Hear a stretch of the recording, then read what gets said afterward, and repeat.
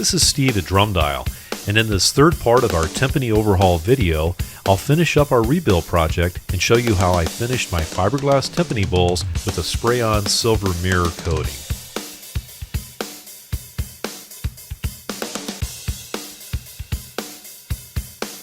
The silver mirror finish is a three-part process.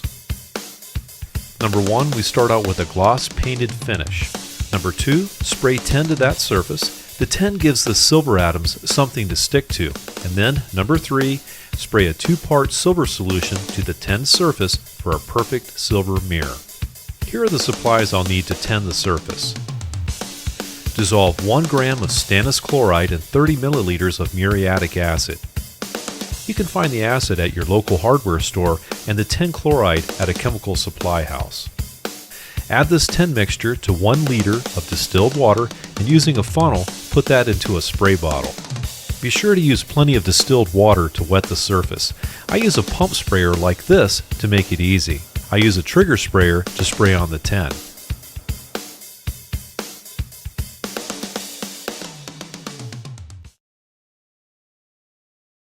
As I thoroughly wet the surface with distilled water, I'm looking for broken spots in the water sheet. Water that beads up in small dirt particles.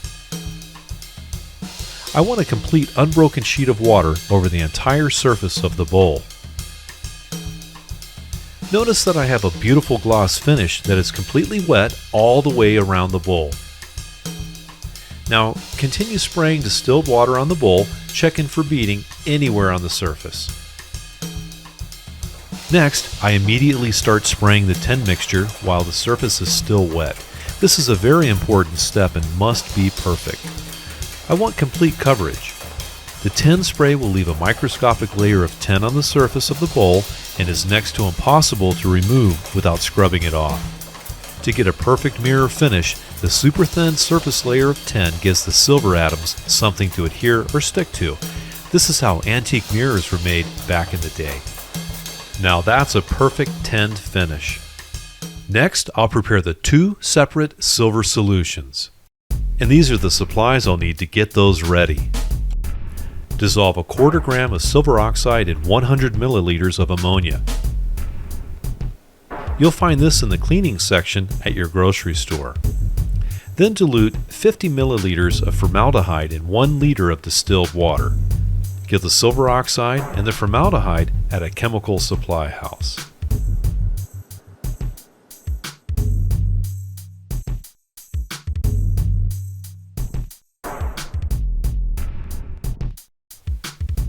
Add the silver oxide ammonia mixture to 1 liter of distilled water and using a funnel, put that into spray chamber number 1. Using a different funnel, put the formaldehyde mixture into spray chamber number 2.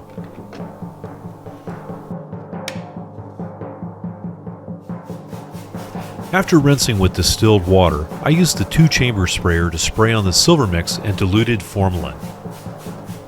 The 2-chamber mixing sprayer that I'm using mixes the 2 different mixtures automatically at the nozzle as the liquids are sprayed out.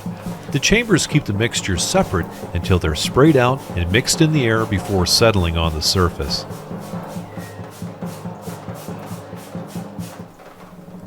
You can use 2 separate spray bottles, and I've done that, but I prefer the 2-chamber mixing sprayer so that I can have a free hand to rotate the bowl. The 2-part mixers are inexpensive and you can get them at a carpet cleaning supply house. They're called dual-chamber trigger sprayers. This is looking really nice. The silver is starting to stick to the bowl. This is where the magic happens. This is my favorite part of silvering, watching the chemistry in action. The silver is really starting to come out now and is layering very nicely. The silver mirror finish will get better and better as I continue to spray and slowly build up the surface with silver. The silver is not only beautiful, but also acts as a serious conductor for my bowls. I've been testing and measuring the effects of bowl temperature for some time.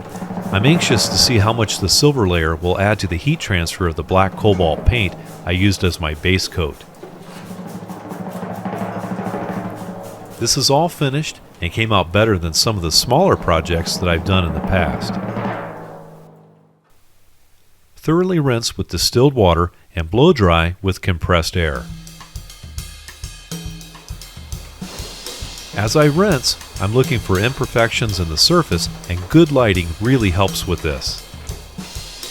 For a perfect finish like this, surface prep is critical. When taking on a project like this, make sure you have excellent wetting and take your time before starting to apply the silver. This will save you lots of trouble and frustration later on.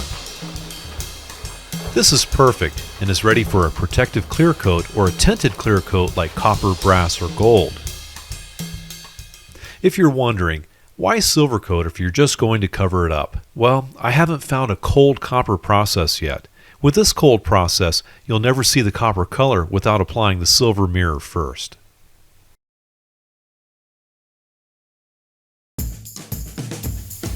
A silver mirror finish might appeal to some, and if that's the case, after silvering, just spray on a clear coat and be done. I'm going to show you how to apply a lacquer antique copper color to get a deep, dark mirror finish. The tinted clear coat is applied like a normal clear coat. Just make sure before you start that it's compatible with the base coat.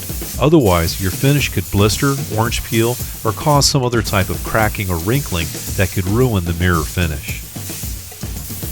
I've decided to go with a very, very dark antique copper finish, and I could have done this with fewer coats just by adding more tint. Instead, I've decided to use thin coats with less tint to show you what a mirror copper finish would look like, before I added the final coats to get the antique copper look that I'm after. I also like to apply the base coat and clear coat on a small practice piece to test compatibility with the paint solvents. Apply nice even coats to get an even color match on the entire surface.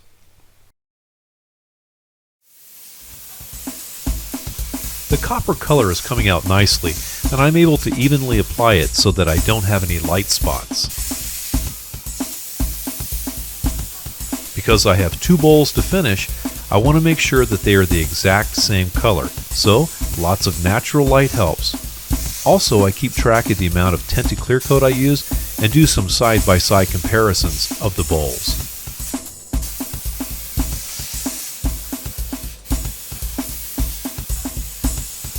I'm very partial to the much darker antique copper tint, and my color samples looked really good against the copper vein Timpani frames that I finished earlier. This copper finish looks good, and this would be a nice place to stop if you wanted a light, polished copper look.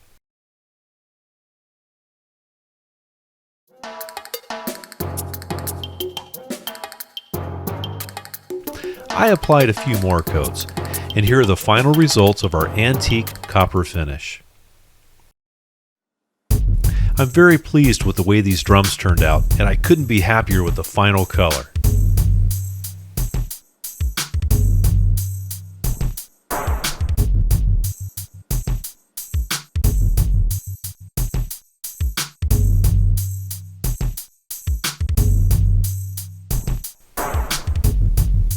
Teflon tape helps to reduce friction between the bearing edge here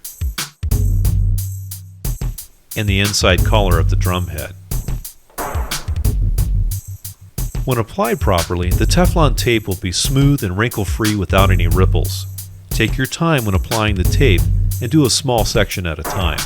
Keep it as even as possible and try not to stretch the tape too much as you apply it, and it'll last you a very, very long time.